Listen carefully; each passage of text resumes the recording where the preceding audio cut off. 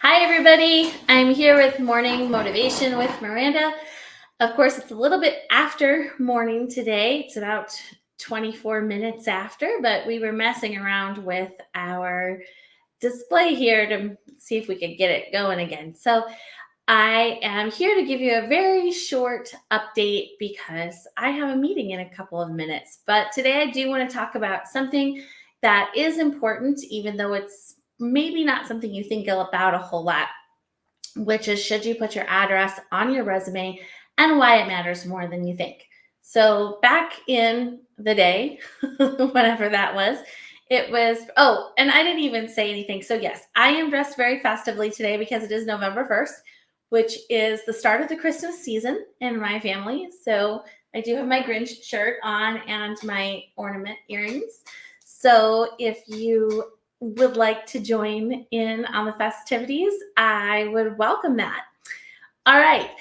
So it used to be very common to put your full address on your resume. In fact, when I took the Certified Professional Resume Writers exam about 10 years ago, it was a fail if you didn't put the client's full address on their resume.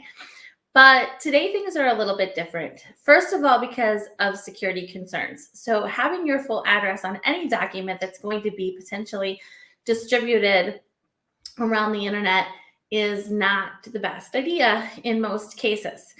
Oftentimes, your resume is not something that is kept extremely confidential anymore. You might post it on ZipRecruiter, you might post it on Indeed, you might send it through a portal to apply for a job. All of those things can mean it can get in the hands of a lot of people. And if someone has your address as well as your name and your phone number, it's fairly easy for them to impersonate you, and you don't necessarily want that. So that's the first reason why it's not necessary to put your full address on your resume. Also, you might want to think a little bit about what you're actually looking for.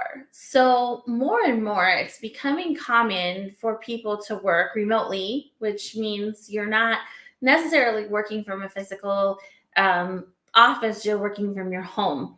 So, the actual location where you're working is becoming less and less important to employers. If you put um, out a certain city that say, you're outside of a particular metro area, like oftentimes those of us who live in Northwest Indiana say we live in Chicago. Well, we don't really. We might live in Hammond or Munster or Valparaiso or something like that. But we might say we are from Chicago. That can actually be a positive benefit when you're applying to a remote position, just so that employers don't unnecessarily think that you're in a location that isn't going to have solid internet access. Now, obviously, most places do, but you'll notice from a lot of job applications that it does often ask you to certify that you're able to have that to work a remote position.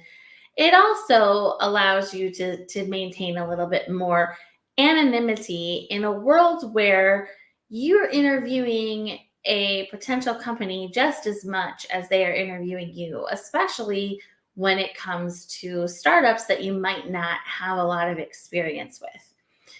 Another thing, though, is that if you do want to include your zip code and your city and state, that can be beneficial if you're looking to work on site or if you're looking to work in a local environment. So, say you're applying for a position with the town, say you're applying for a local nonprofit. That can be beneficial in that case because somebody that has an intimate knowledge of the area is likely a more valuable candidate in that particular situation.